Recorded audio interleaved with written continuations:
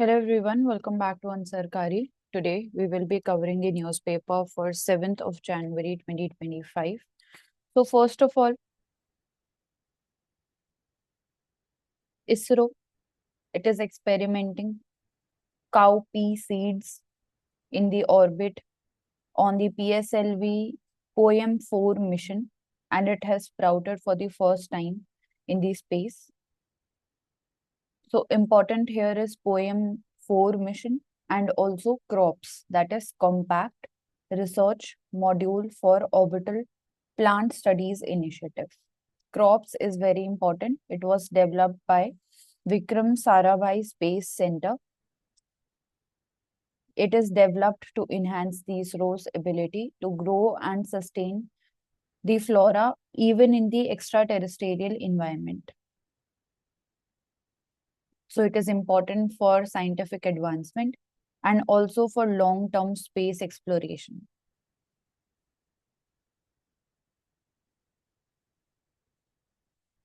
Then a strong STEM, we are seeing increased female representation, rise in the numbers of women in IITs.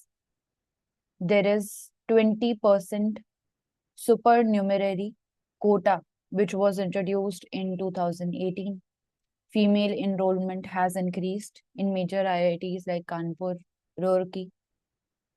So we can see the impact of quota, which has increased the representation of women. It has increased in and encouraged more inclusive and equitable environment for women. STEM is there is an old narrative that STEM field is male dominated, and it signals a future where women's ideas and innovation will also be included now. So we are seeing a cultural shift in the institutions. They are moving away from a masculine imagination of a classroom to a more inclusive classroom. Also, there are challenges that even sustain right now in the society, which is regarding the gender gaps in the technical education from the grassroots level. So, women still comprise only 11% of the engineering and technology students. And according to All India Survey on Higher Education 2021 to 22, women still comprise only 11 lakh in number in the higher education programs. So there is need for more gender equity, more affirmative actions on the ground level so that women can be encouraged to even pursue higher education in the STEM sector. It is also signaling a shift towards a future which is more inclusive and where innovation will be contributed to India's intellectual and technical progress. In the same theme, we are talking about regarding women empowerment that for other half reserve 50% of the government jobs. So women constitute 48% of India's population, but they contribute only 18% to the GDP. As stated by World Economic Forum report, India ranks 142nd in the gender gap in the economic participation. So according to the data for employment, women in the central government jobs is only 10 to 11%. Same criteria is there in the leadership roles and in the technical roles where their representation is significantly lower. Even if you talk about the political representation, women occupy only 14% of the states in Lok Sabha and 15% in the Rajya Sabha, 8% in state assemblies. So in judiciary, they constitute only 14% of the High Court judges and 4% in the Supreme Court judges, which is closely interrelated with the education sector and the labor force, where 86% of the girls, they complete secondary education as stated by World Bank. Female labor force participation ratio is 32%. We are also providing support from the constitutional aspect, that is 30% reservation for the women in Lok Sabha and the state assemblies. Also Article 14, 15 and 16 in the Indian Constitution. All three of them advocate for equality, for affirmative action, and also for non-discrimination.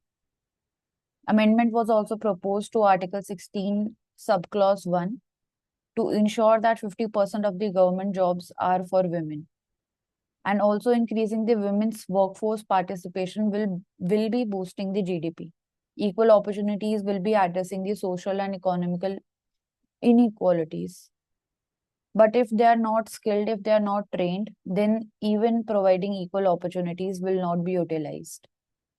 So there has to be initiatives that has to be taken from the merit perspective, from the grassroots level only. This infrastructure education must be feasible for them, must be accessible for them. And even over dependence on quota will not change the reality, will not provide solution for the challenges. So it can be termed as a short term solution only, but the root cause, like providing education and skill development, are the core to this issue, which needs to be addressed.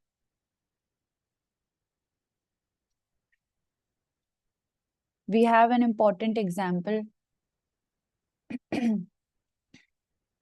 Mukesh Chandrakar, उनकी story की बात की गई है. He transitioned from being a bike mechanic to a journalist and then established his YouTube channel against all the odds. Different ethical values है जो हम इनसे सीख सकते हैं. That is courage. He fearlessly reported on sensitive issues, which included poor infrastructure, challenges in the Maoist hit areas, also the gaps from the side of government. We can also learn the value of integrity, social responsibility, and service to the community from him. But we can see from this case that what challenges journalists face, especially in the conflict zones, specifically the independent journalist. So there is not only physical threat, but also there is lack of institutional support. He was not having any backing from the media houses. That is why he was left vulnerable. There is also sometimes pressure from the authorities, and there is lack of resources. So this trust and mistrust and isolation, it creates a lack of security. And this story is a testament that how important role ethical journalism plays in the governance, in keeping the accountability of the governance and bringing forward the truth. So we can also use this example in the ethics paper.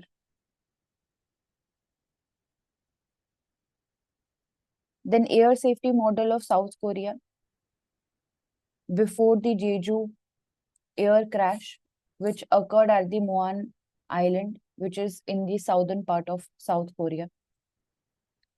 So key features की अगर बात करते हैं for South Korea's air safety model. So overhauling of aviation safety systems. There were multiple aviation accidents 1980s, 1990s के time पे. So South Korea also undertook a comprehensive reform for its aviation safety protocols, and based on the learning from its experiences and even the experiences of other nations like United States, it incorporated various safety measures. For example, it implemented the safety management system, SMS, which focuses on risk identification and mitigation. It also creates a culture of safety within the aviation industry. There is also strict adherence to the global standards which are being set by ICAO, that is International Civil Aviation Organization. It is also creating buffer zones around the runways, mandating that structures are in the buffer zone are frangible. Also, investment in training, providing skills, better simulation facilities, safety features, also integrating technologies, monitoring, and audits. So, India can also learn from South Korea, and we can also see what we can implement in India. We can also incorporate the ICAO standard for runway safety zones, buffer areas. We can also collaborate with the global experts and integrate technology in the safety management systems, which will not only help in upgrading the infrastructure but will also create a more inclusive and modern air traffic control system, the training and also the skill development factor. Then यहाँ पे बस हम new tool की बात कर सकते हैं, that is TwigSat. TwigSat is a new tool which is designed to analyze the ancient genetic data with high precision that will be offering detailed view of a particular individual or the population's ancestry.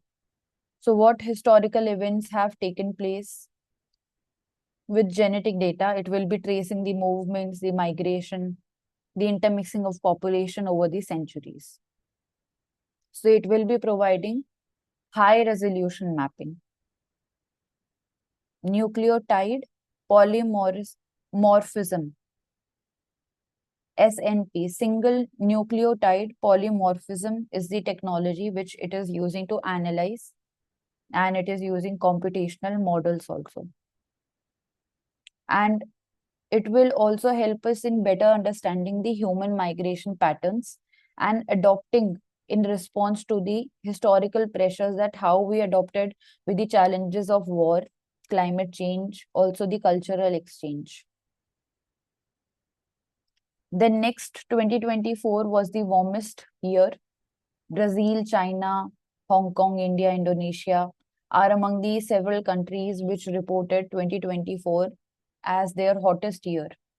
And even in 2025, we have expected the same trend, that the cold waves in the winters and the heat waves in the summers will be occurring more frequently and with more intensity. So this is the global trend. It highlights the importance for implementing even climate finance on the utmost priority, so that these natural disasters which are linked with the global warming and how they are having knock-off effect on all the extra heat in the atmosphere, which is also creating heat bubble-like effects in the urbanized cities. So they are preventable, but affirmative action needs to be taken place. The next major important theme we are talking about is regarding budget. What are the current challenges? How we can increase the research and development? Then also what are the drivers, weak drivers, which needs to be focused on in the upcoming budget? Economic growth. So here also we are highlighting the current challenges such as farming in India. There are struggles. There are also gaps in the transformative changes. Agricultural productivity has been stagnant. We also talked about this particular topic yesterday. 45% of the farmers are growing on only field crops, and they are experiencing zero or negative growth rate in outputs over the last decades.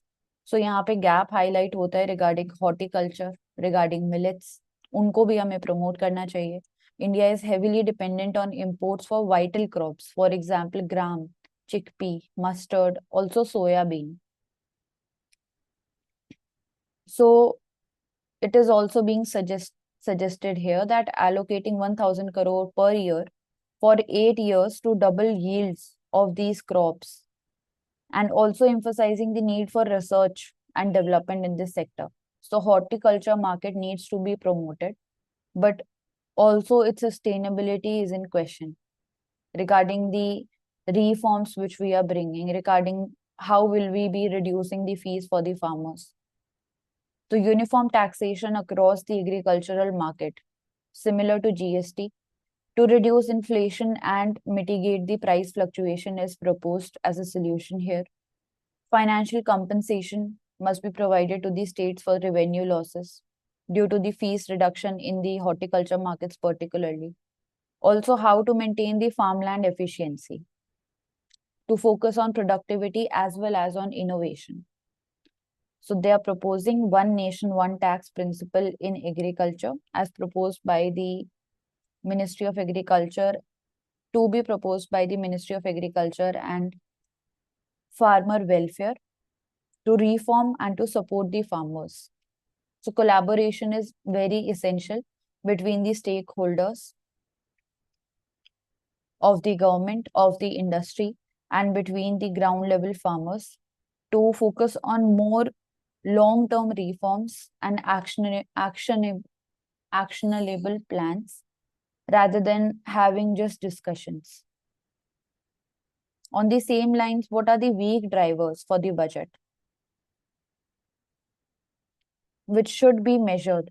So there is 25% decline in lower middle class households between 2019 to 2024. Wealth inequality is growing, with affluent households surging by 86%.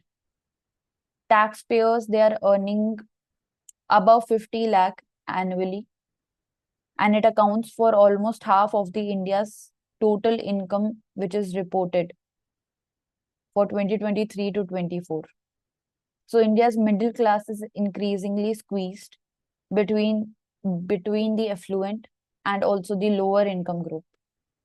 There is also stagnation in the domestic demand, as reported recently by the Household Consumption Expenditure Survey, which revealed that 90% of the Indians, they earn less than 5,700 rupees monthly per capita, and with even lower numbers for the lower income class.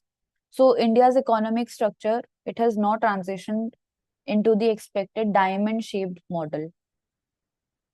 So this becomes important with a robust middle class.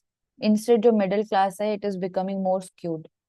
So avoiding increasing the GST on the high end goods and services to prevent stifling the consumption further.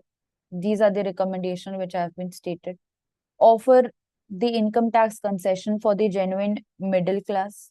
It will help in boosting their purchasing power. Also focusing upon the aggregate domestic demand and productivity. On the same lines, the economic growth is important. Challenges of widening inequality that is we are facing for the middle class, poverty and inflation are a threat.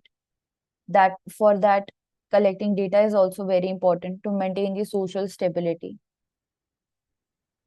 On the same issue, MSP guarantee for the agricultural sector, the farmers they are demanding the legally guaranteed MSP to ensure that their produce is sold as at a fair price.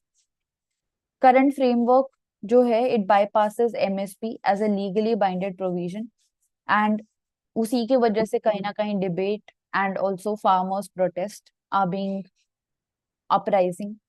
Feasibility of MSP guarantee comes into question here, as argued that a legal guaranteed MSP would impose an unsustainable financial burden on the government.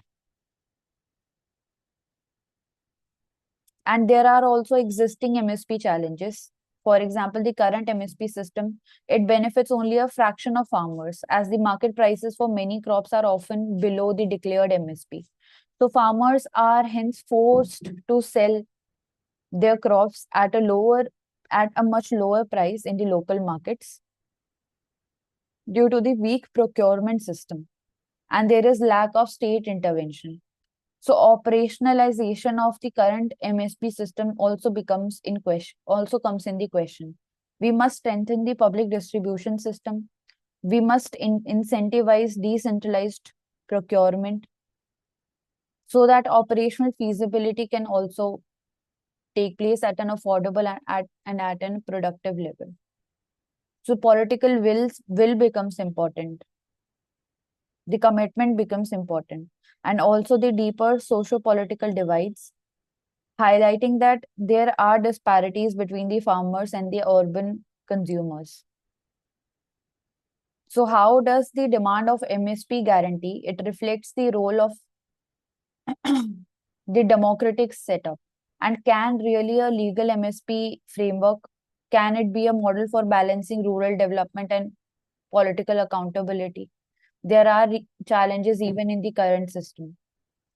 So what will be the implications also of the legally binding MSP becomes a question here. There are broader issues of rural poverty, unemployment, and also migration is linked to it. So government also needs to balance between the fiscal prudence with the welfare needs of the agrarian population also. Rupee depreciation. So rupees exchange rate, it influences all the economic sectors, whether it is import, export, or the domestic competitiveness. A weak rupee, it impacts inflation and it increases the cost of the imported goods and services.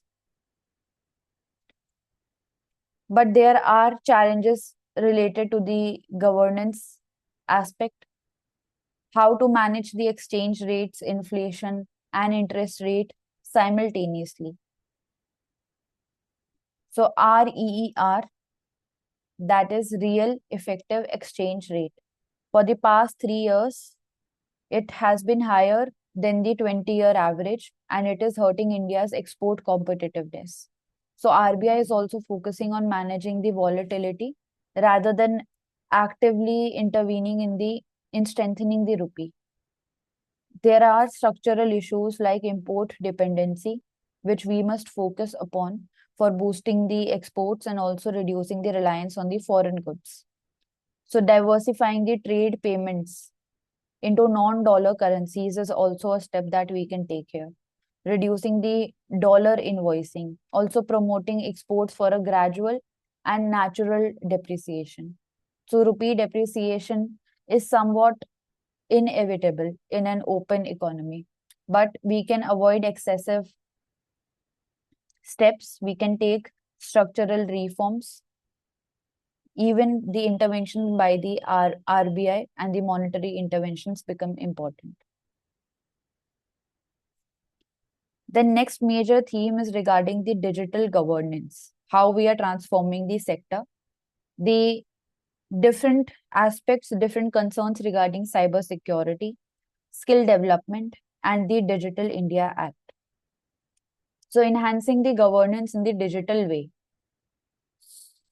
India is pushing forward the digital governance. India is looking forward to improve the public service, the efficiency and productivity, the capability of the government and the employees. It is being inculcated in the strategic diplomacy, the administration, in maintaining the ethics of a workplace. But there are challenges in digital capacity building, जिसमें major initiatives हैं I got Karma Yogi, which is focusing on skilling and building the issues of participation, personalization. It was launched in 2020 and online training portal hai, which aims to equip the government officials with the essential skills like data analytics, digital technology. So to help them become more personalized and more flexible in the governance. There are also cybersecurity concerns. As the digital governance aspect is expanding, there are also issues regarding the sensitive data, which is very important in maintaining the trust. There also must be incentives for the employees to embrace the digital transformation because we can see the progress is comparatively slower and there is lack of motivation somewhere in the employees also. So उसके लिए भी ताकि equally transformative हो पाए, we are also having initiatives like e-office where we are digitizing the government workflows. We are reducing the reliance on paperwork and we are enhancing the operational efficiency.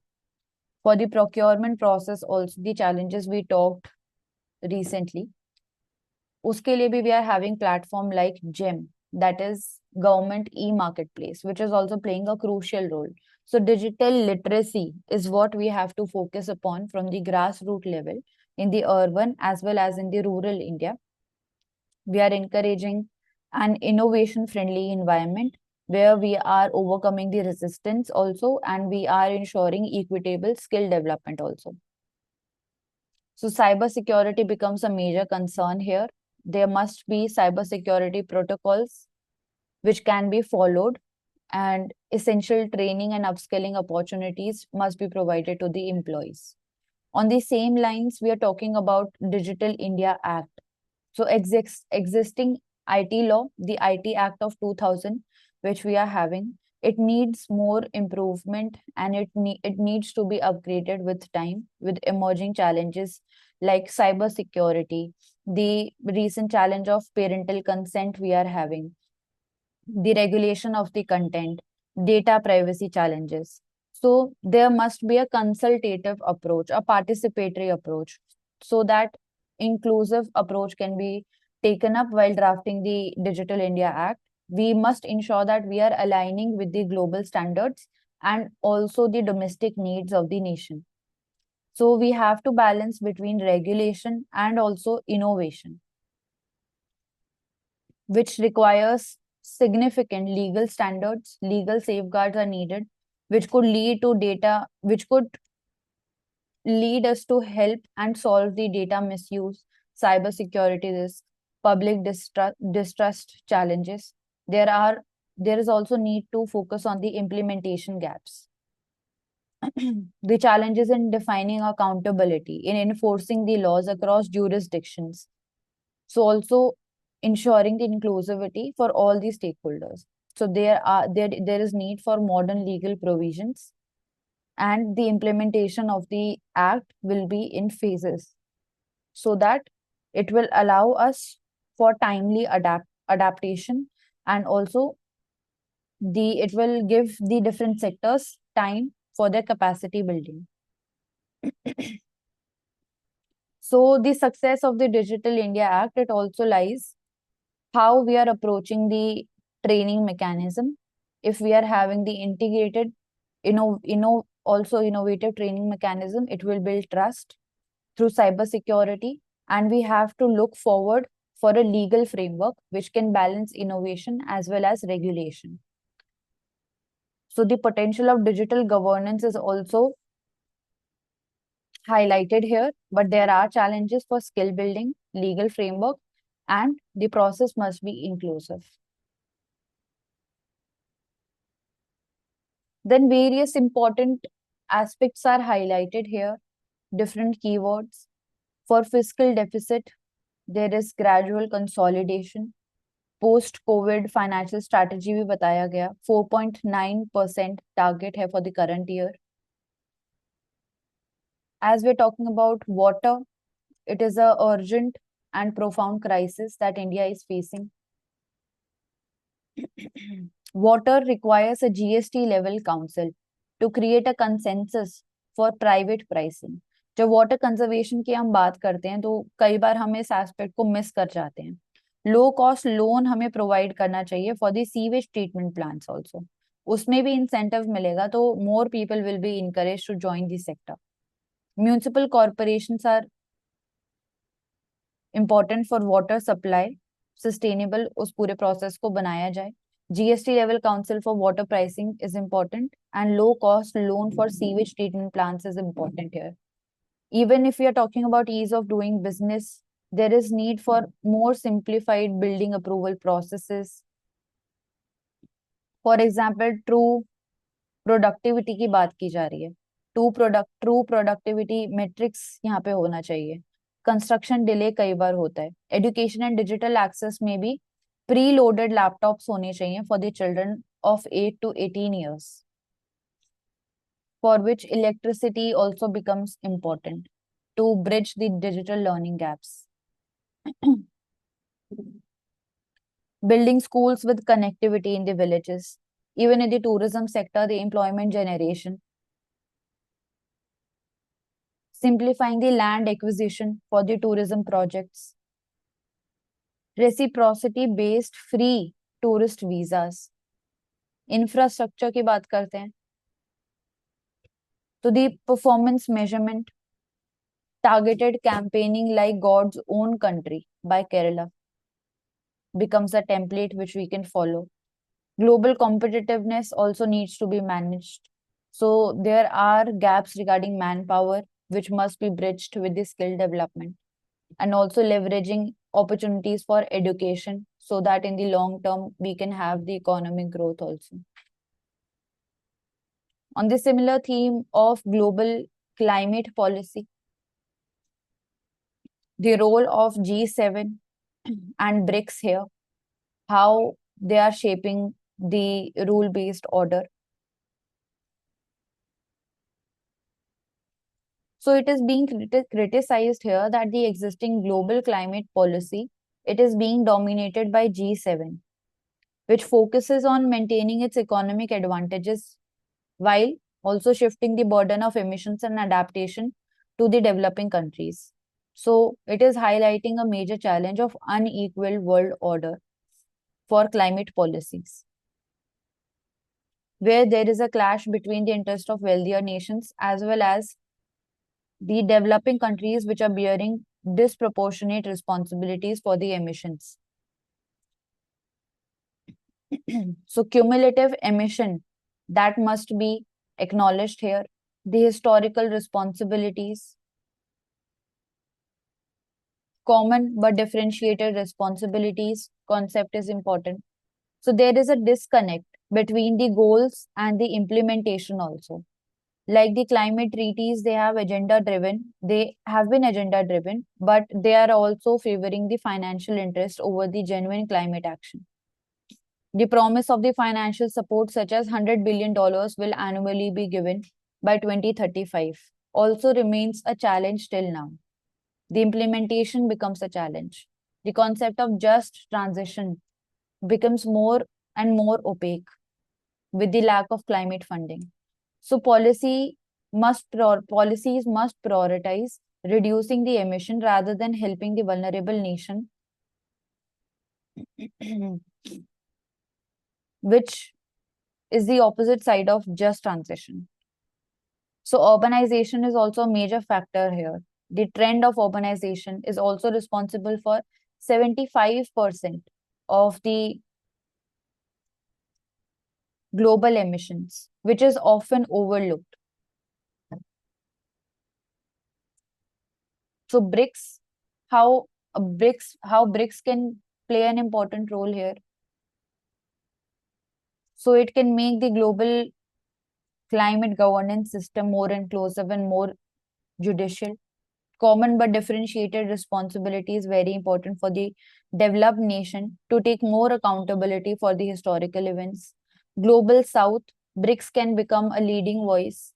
India is also playing a leading role for the Global South for getting fair global climate framework, which also considers their developmental needs. So there is need for sustainability, more innovation and more commitment.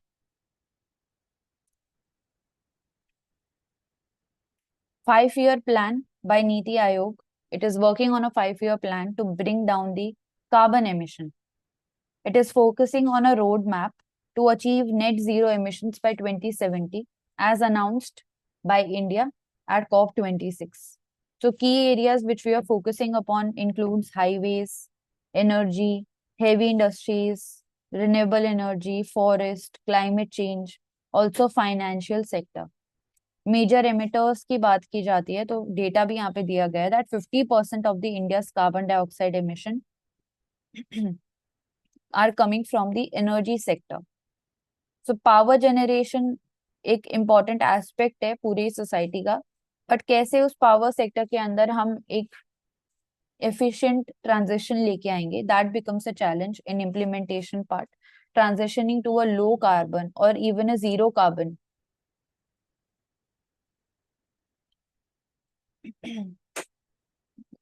transitioning to a low carbon or even a zero carbon power. It is complex and it also requires challenges. Different technologies are very important. For example, carbon capture, storage technologies, focusing on alternative fuels like biofuels. There are also economic impacts. There must be a just transition. There is need for manufacturing low carbon goods and also services for exports. So India can tap into that sector also. So Niti Aayog is also emphasizing on a long-term vision where we are having actionable plans and continuous adaptation and adjustments according to the national needs and the global goals. Next is Vembanad Lake. It is situated in Kerala. It is the largest in Kerala and also longest lake, approximately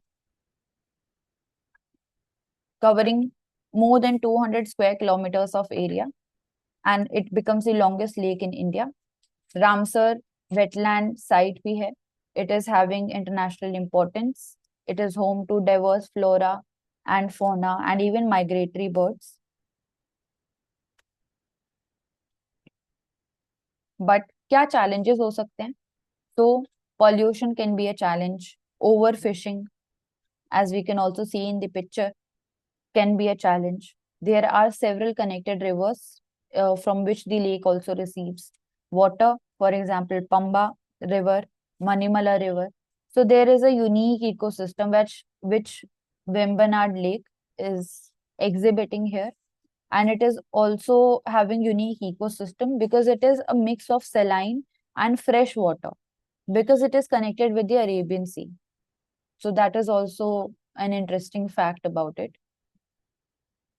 Regarding the Indus script, which we also covered yesterday. So Indus script, it dates back to the Indus Valley civilization, which was between 3000 to 1300 BC.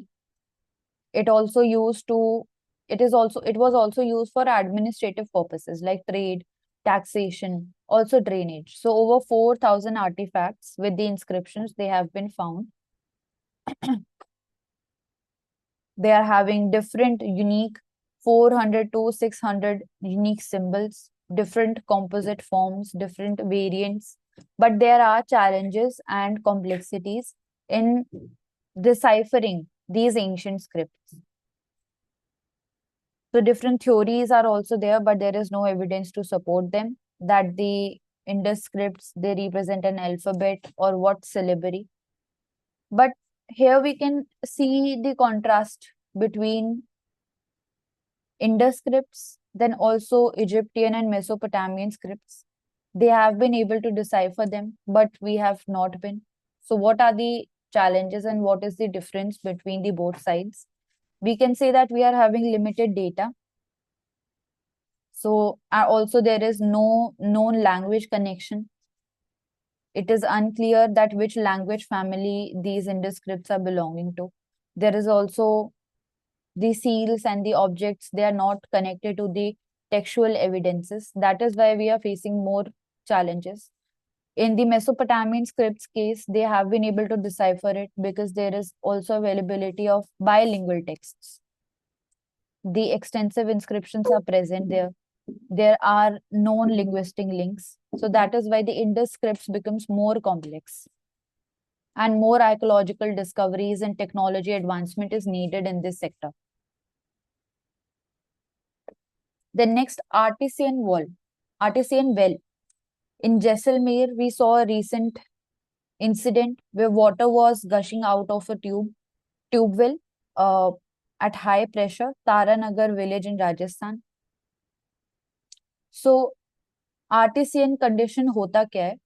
So, artesian aquifer, it refers to the water which was confined under pressure between the different layers of the rocks. So, जब top layer जो है, it becomes punctured or drilling is there, some kind of drilling is there, then the high pressure forces, it gushes out the water naturally. So this phenomena also occurs because the water was stored deeper below the earth's surface in the porous rocks, and due to the intense pressure, it was gushing out naturally. So that is the geological explanation that we are having. So with the layers of the sandstone, which traps the groundwater, it explains the conditions for artesian conditions, which is common and which have also been noted before, even before, in the desert regions like Rajasthan. So this is the geographical phenomena which becomes important here.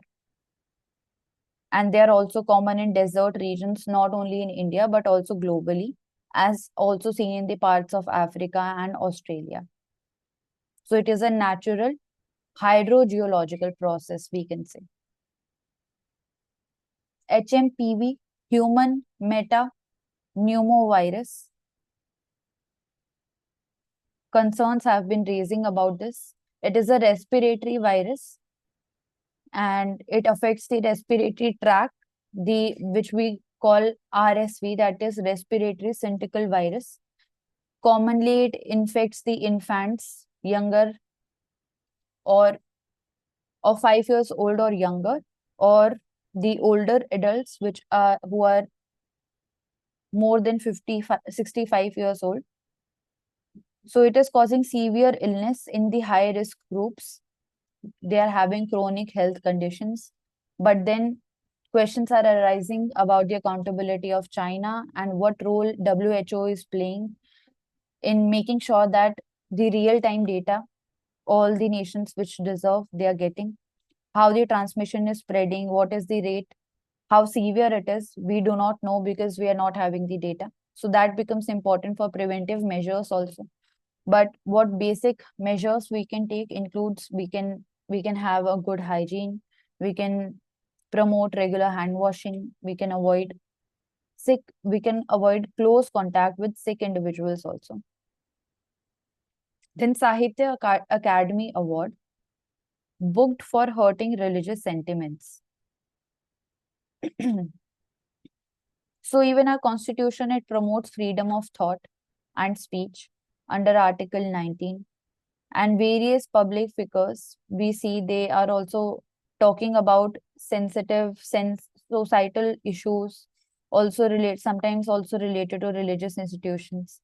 So it is being criticized here, but we can say that even under the BNS Bharatiya Nyaya Sanhita, section 299, हम explain कर रहे हैं that deliberative malicious acts that are intended to insult or outrage the religious feelings of any class of citizens. But even यहाँ पे भी जो hate speech है उसकी definition बहुत वेग है, तो उसमें और पर्टिकुलर होना सबसे पहले जरूरी है. एंड पॉलिटी की अगर बात करते हैं तो even our constitution it promotes freedom of speech and expression under Article 19, under also Article 25, which provides the freedom of conscience, freedom to profess, practice, propagate religion, but it is subject to public order, morality, and also health. So there, first of all, there is need for a more particular and more integrated definition of such challenges. Even regarding Assam, we are having different sectors where there is potential for growth, which includes renewable energy, electronics and semiconductor, tourism, foods and beverages, aerospace, defense manufacturing, fragrances and flavors, mobility and logistics, infrastructural development.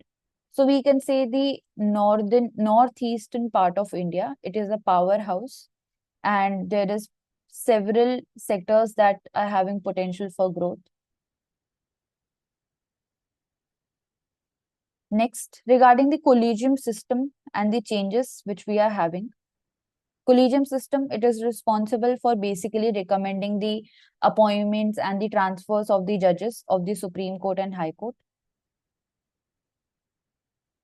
So there are also some constitutional framework or challenges. That is Article 124 also of the Constitution. It mandates that judges, they are appointed by the President after consulting the CJI and other judges. But the second judge's case, 1993, it emphasized that the primacy of the judiciary is very important in appointments, but the required consultation with the executive becomes a challenge here. So fourth judge's case के अंदर it was reinforced that the judicial appointments, they must align with the constitutional structure and they must maintain the independence of the judiciary. तो कुछ challenges हैं जो अभी भी exist करते हैं for the collegium system, जैसा कि criticize किया भी गया है, that the collegium system operates in secrecy and its decisions are often seen as arbitrary. So what role the government can play here? What is the middle course which we can have in the collegium system? The government also has the option to delay or reject the recommendation, which often creates the friction between the executive side and the judiciary side. So there are concerns about lack of accountability and need for more structural reforms. So what suggestions we can take here?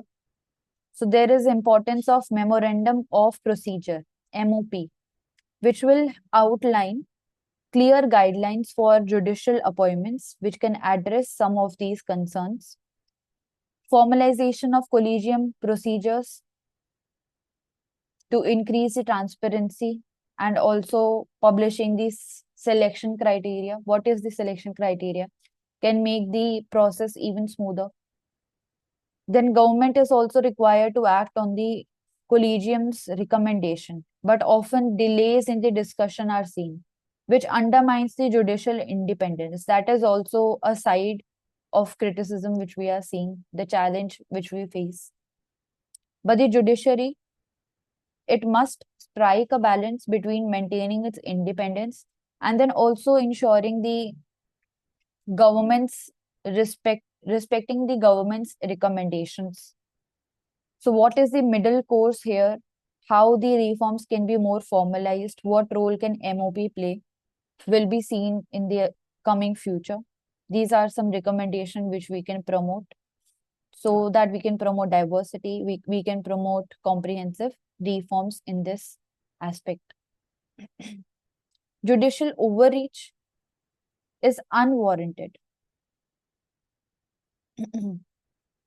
So corporate democracy की यहाँ पे बात की जा रही है. AGM, that is annual general meeting. बोला जा रहा है कि it is a statutory obligation under the companies act 2015 which is providing different stakeholders in the corporate sector a platform to exercise their rights. Judicial intervention in the absence uh, of strong evidences, it risks the it it basically undermines the shareholders' democracy and also the corporate decision making. So there are delays which are caused by judicial intervention, which can often disrupt the functioning of these committees, of these companies, and they can erode the market confidence. The investor sentiment can also be hurt. So RBI का क्या role हो सकता है इसके अंदर? Then the issue of overreach, why judicial restraint is needed, and how much judicial intervention is not categorized as overreaching. So broader implication, जो role है regulatory authorities जैसे कि आरबीआई या फिर SEBI, they must have established a mechanism to handle such disputes in the corporate sector. Corporate confidence becomes a question here. Judicial precedent also becomes a question here.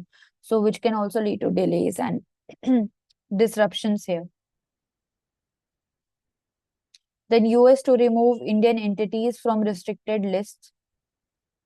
It will be removing Indian scientists and nuclear entities from its restricted list so that both the nations can boost their nuclear and technological cooperation. India and US comprehensive global strategic partnership है in technology, in defense, artificial intelligence and और भी sector जैसे कि biotechnology, even space. So collaboration not only between the governments but also between the private sectors is important.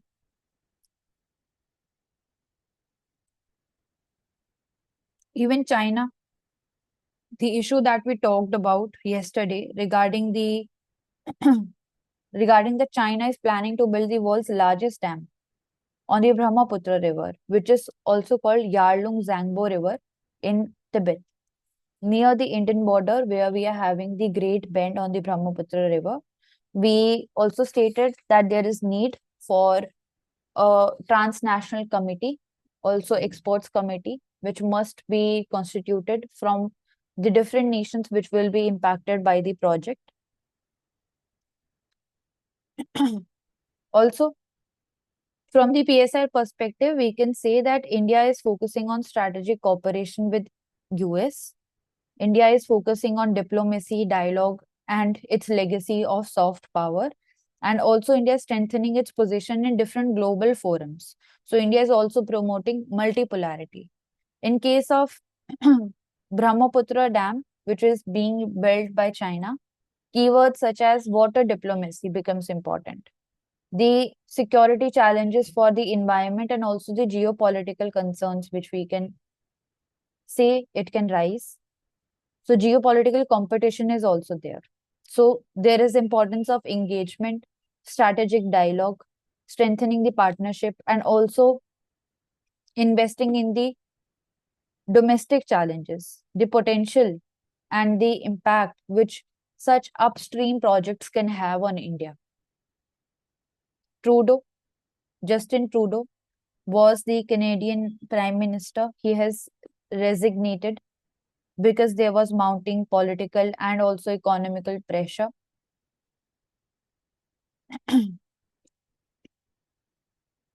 So there were different scandals also related to ethics. In India, we are having ethics committee, which regulates the ethics and different challenges associated with it for the parliament. There were concerns of rising inflation. There was public disapproval. Also, housing crisis, which Canada was facing, is facing.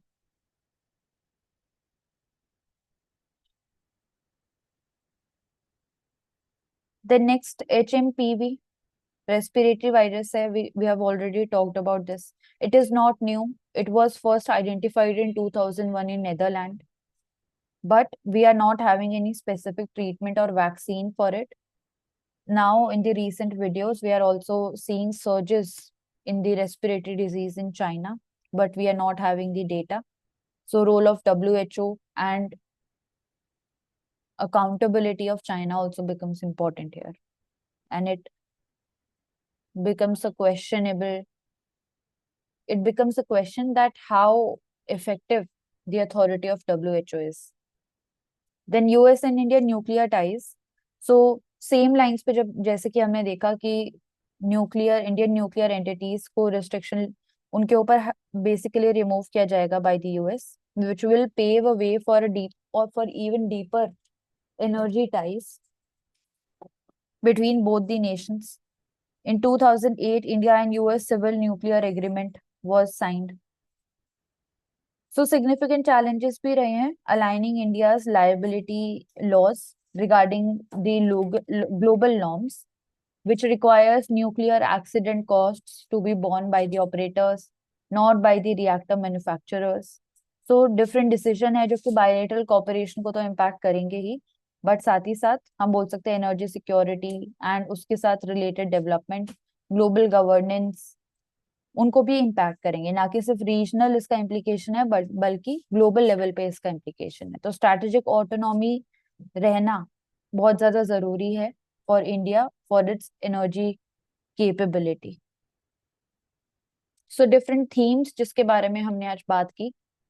From GS1 we also talked about geography, the aspects of Indus script regarding Indus Indian heritage, governance and judicial challenges which we are facing, what can be the reforms, skill development, digital governance, tourism sector, also nuclear energy, climate policy of India, then Artesian well, which is a hydrogeological phenomena in the aspect of geography. Also regarding ethics, integrity, and aptitude, what are the judicial ethics, the accountability of judiciary, the challenges between rational criticism and also religious sentiments, the challenges for public health and governance. So, what is the ethical responsibility in addressing such health crises like HMPV? So that is all for today. Thank you so much everyone for joining. Keep watching and keep learning with Ansarkari.